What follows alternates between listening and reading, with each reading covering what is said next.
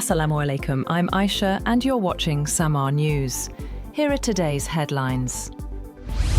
Myanmar voters began casting ballots today in the country's first general election since the 2021 military coup that ousted Aung San Suu Kyi. The election is heavily limited, with voting held in only about a third of the nation's 330 townships, while 65 townships have been entirely excluded due to ongoing conflict. Observers say this leaves at least 20% of the population disenfranchised. Polling in Yangon opened at 6 a.m. with a steady flow of mostly middle-aged voters, though choices are largely limited to military-backed parties. Military Chief Senior General Min Aung Hlaing voted in Naypyidaw, calling the polls free and fair, despite international criticism.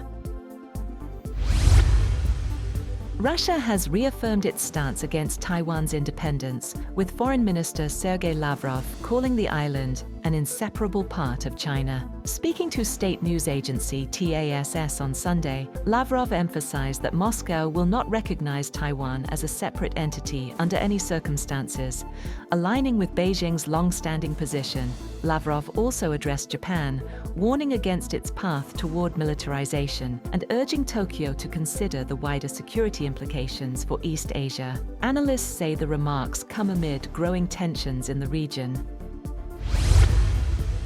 Iranian President Masoud Pezeshkian warns that the United States, Israel, and European nations are waging total war on Iran, describing the situation as more complex than the 1980 to 1988 Iran-Iraq War. In an interview published on the official site of Supreme Leader Ali Khamenei, Pezeshkian said, "We are at total war with the United States, Israel, and Europe. They want to bring our country to its knees," adding that Iran is now stronger militarily and prepared to respond decisively. Russian President Vladimir Putin says that Ukraine is in no hurry for peace and that if Kyiv does not seek a peaceful resolution, Russia will achieve its objectives by force. The remarks followed a large Russian drone and missile attack, which Ukrainian President Volodymyr Zelensky said showed Moscow's intent to continue the war, while Kyiv seeks peace. Putin was briefed on territorial gains in eastern Ukraine, including Mirnohrad, Rodinske, Artemivka, Huliaipol, and Stepnohirsk. Ukrainian forces rejected claims of full Russian control, stating defensive operations are ongoing, especially in Huliaipol, where fierce fighting continues.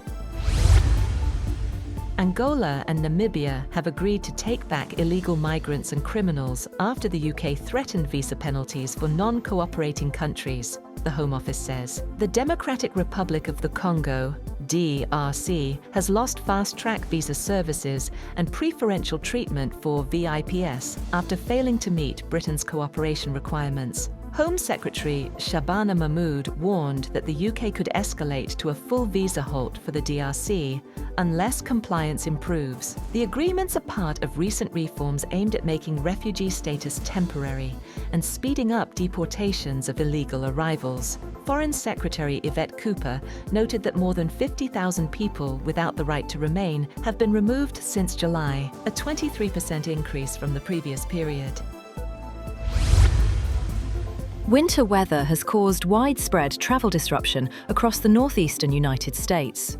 A mix of snow and ice hit the region, leading to thousands of flight delays and cancellations during the busy post-holiday travel period. Officials in New York and New Jersey declared weather emergencies as residents were urged to stay off the roads due to dangerous conditions. The storm began to ease by mid-morning, but travel disruptions continued. French film legend Brigitte Bardot, who rose to international fame with her role in And God Created Woman, has died at the age of 91, her foundation says. Known simply as BB in France, Bardot captivated audiences in the 1950s and 60s with her free-spirited performances and broke taboos around female sexuality in mainstream cinema. Beyond film, she became a global pop culture icon, later devoting her life to animal rights activism. That's all for now. For more updates, visit www.samaa.tv.